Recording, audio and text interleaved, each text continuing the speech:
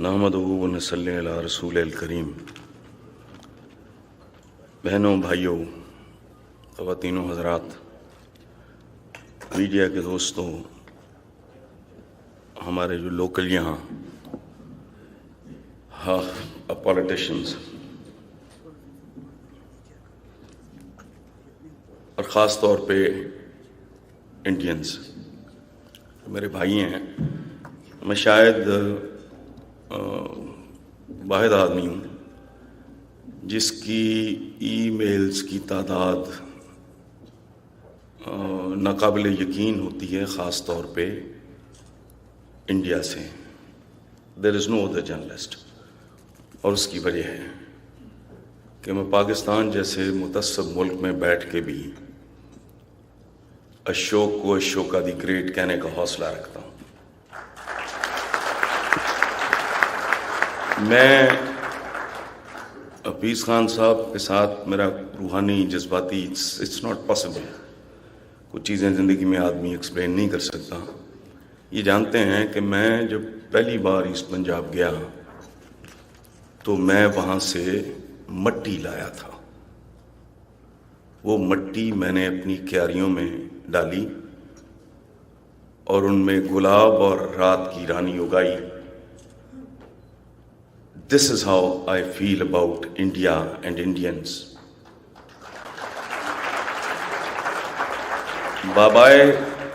بابائے قوم محمد علی جناح پاکستان اور ہندوستان کے درمیان ان کا یہ ریکارڈ پہ ہے بیان کہ ایسا رشتہ ہوگا جیسا کینیڈا اور امریکہ کا ہے، لیکن بدقسمتی سے دونوں طرف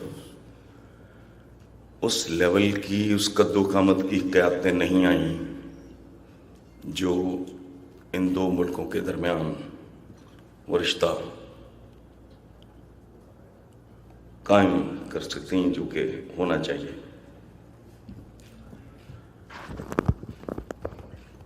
میں کوزا کا شکر گزار ہوں۔ میں اگر نہ آتا تو میں زندگی میں بہت کچھ مس کرتا ہوں۔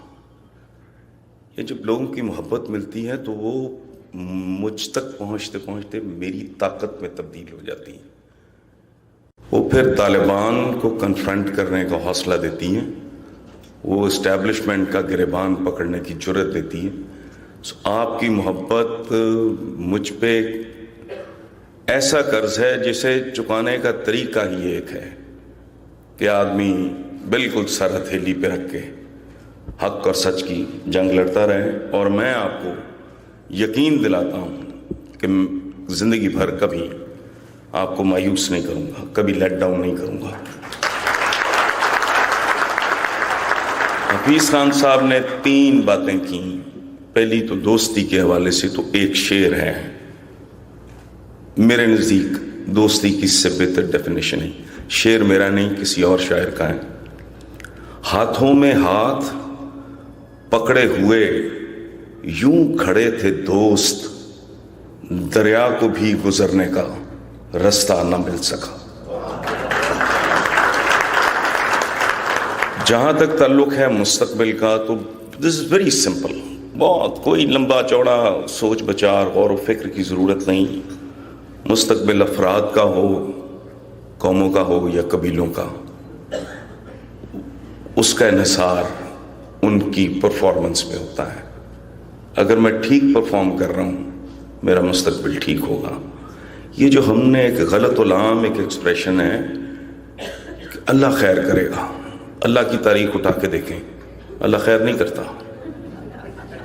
اللہ نے نہ بغداد پہ حجاج بن یوسف نے توڑ پھوڑ کے خانہ کعبہ کا، مکہ مدینہ مسلمانوں کے ہاتھوں لوٹا، بغداد لوٹا، اسپین لوٹا، ڈھاکہ ڈوبا، دلی برباد ہوئی، اللہ نے رحم نہیں کیا۔ یہ جو کہتے ہیں نا اللہ رحم کرے گا، اللہ has laid certain اس کے پیرامیٹرز ہیں، کچھ اصول ہیں، قاعدے ہیں، ضابطے ہیں۔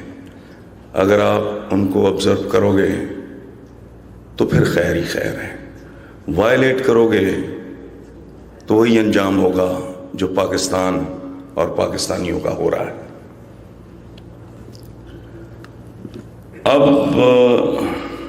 میں چند ایک فکری سی باتیں کرتے ہیں، شخصیات اور حالات پہ گفتگو کی بجائے چند فکری قسم کی باتیں شیئر کرنا چاہتا ہوں میں.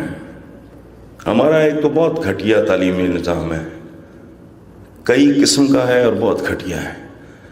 تعلیم اگر آپ کو آرٹ آف تھنکنگ نہیں دیتی، ہاؤ ٹو تھنک،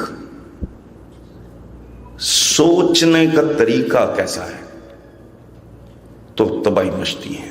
پھر آپ ڈاکٹریٹ کر لیں، آپ جو مرضی کر لیں، آپ خوبصورت اعلیٰ اور عمدہ انسان بن سکتے ہی نہیں اگر آپ کو سوچنے کا ڈھنگ نہیں آتا. پھر نہ آدمی اپنے گریبان میں جھانکتا ہے، نہ وہ آئینہ اس سے زندگی بھر نصیب ہوتا ہے جس میں وہ اپنا اسپرچول، ایموشنل، کلچرل چہرہ دیکھ سکیں. صرف تھوبڑا دیکھ لینا کافی نہیں.